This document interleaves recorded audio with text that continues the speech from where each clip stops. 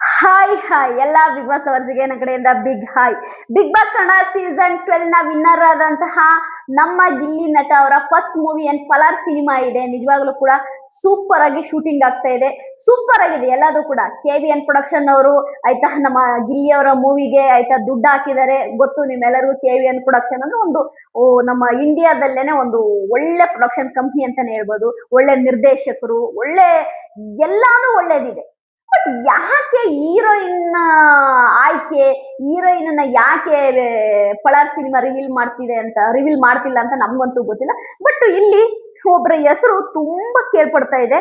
ಆ ನಿಜವಾಗ್ಲೂ ಕೂಡ ಪಳಾರ್ ಸಿನಿಮಾಗೆ ಕಾವ್ಯ ಹೀರೋಯಿನ್ ಆಗಿರ್ಬೇಕು ಅಂತ ಎಲ್ಲರೂ ಅನ್ಕೊಂಡಿದ್ರು. ಅನ್ಫಾರ್ಚುನೇಟ್ಲಿ ಕಾವ್ಯ ಹೀರೋಯಿನ್ ಆಗ್ಲಿಲ್ಲ. ಓಕೆ, ಅದು ಗೊತ್ತಿಲ್ಲ, ಅದು ನಿರ್ದೇಶಕರಿಗೆ ಗೊತ್ತು, ನಿರ್ಮಾಪಕರಿಗೆ ಗೊತ್ತು. ಇದಕ್ಕೂ ಗಿಲ್ಲಿಗೂ ಏನು ಸಂಬಂಧ ಇರಲ್ಲ. ಯಾಕೆಂದ್ರೆ ಗಿಲ್ಲಿಯು ಕೂಡ ಹೊಸದಾಗಿ ಅವನು ಹೀರೋ ಆಗಿ ಮಾಡ್ತಿರೋದ್ರಿಂದ ಅವನು ಕೂಡ ಕಾವ್ಯನ ಹಾಕಳಿ ಸಿನಿಮಾಗೆ ಅಂತ ಅವನು ಹೇಳಕ್ಕಾಗಲ್ಲ. ಯಾಕಂದ್ರೆ ಕತೆಗೆ ಯಾರು ಶೂಟ್ ಆಗ್ತಾರೆ ಹಾಕೊಳ್ಳೋದು ಅವ್ರ ನಿರ್ದೇಶಕರ ಒಂದು ಜವಾಬ್ದಾರಿ. ಓಕೆ, ಆಮೇಲೆ ಶ್ರೀಲೀಲಾ, ನಮ್ಮ ಗಿಲ್ಲಿ ಅವರ ಸಿನಿಮಾಗೆ ಹೀರೋಯಿನ್ ಶ್ರೀಲೀಲಾ ಅಂದ್ರು.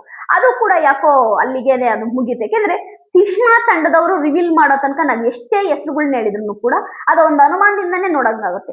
ಈಗ ನಾನ್ ಹೇಳ್ತಿರುವ ಒಂದು ಹೆಸರು ಬಂದ್ಬಿಟ್ಟು ಈಗ ಸ್ವಲ್ಪ ಚಾಲ್ತಿಯಲ್ಲಿದೆ, ಗೊತ್ತಿಲ್ಲ ನನಗೆ.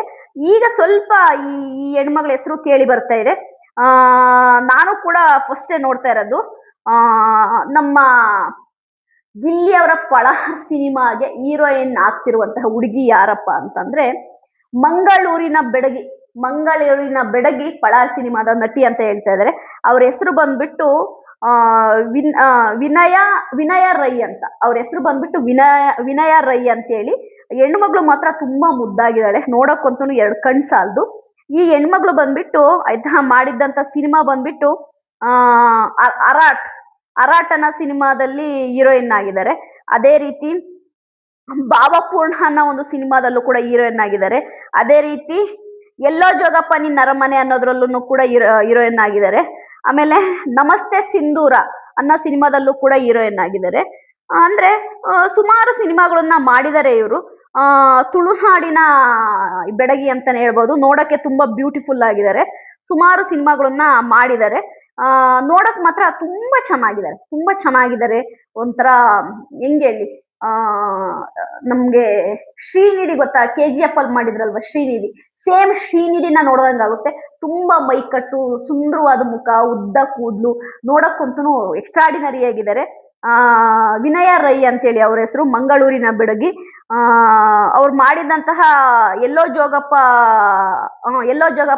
ನಿನ್ನ ಅರಮನೆ ಅನ್ನೋ ಸಿನಿಮಾ ಸೂಪರ್ ಹಿಟ್ ಆಗಿದೆಯಂತೆ.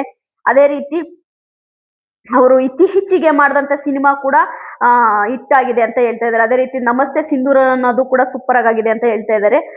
ಒಳ್ಳೆ ನಟಿ ಅಂತಾನು ಕೂಡ ಹೇಳ್ತಿದ್ದಾರೆ. ಗೊತ್ತಿಲ್ಲ ನನಗೆ.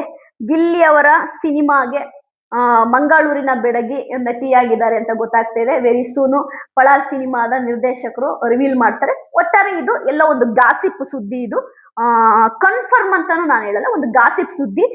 ಮಂಗಳೂರಿನ ಬೆಡಗಿ ವಿನಯ ರೈ ಅಂತೇಳಿ ಗಿಲ್ಲಿ ಅವರ ಪಳಾರ್ ಸಿನಿಮಾಗೆ ಹೀರೋಯಿನ್ ಅಂತ ಹೇಳ್ತಾ ಇದ್ದಾರೆ, ಮಂಗಳೂರಿನ ಬೆಡಗಿ ಅಂತೇಳಿ. ಏಕೆಂದ್ರೆ ಅಷ್ಟು ಈಸಿಯಾಗಿ ಒಂದು ಹೆಸರು ಸೋಷಿಯಲ್ ಮೀಡಿಯಾದಲ್ಲಿ ಹರಿದಾಡಲ್ಲ, ಬೆಂಕಿ ಇಲ್ದೇನೆ ಹೊಗೆ ಬರಲ್ಲ ಅನ್ನೋ ರೀತಿ.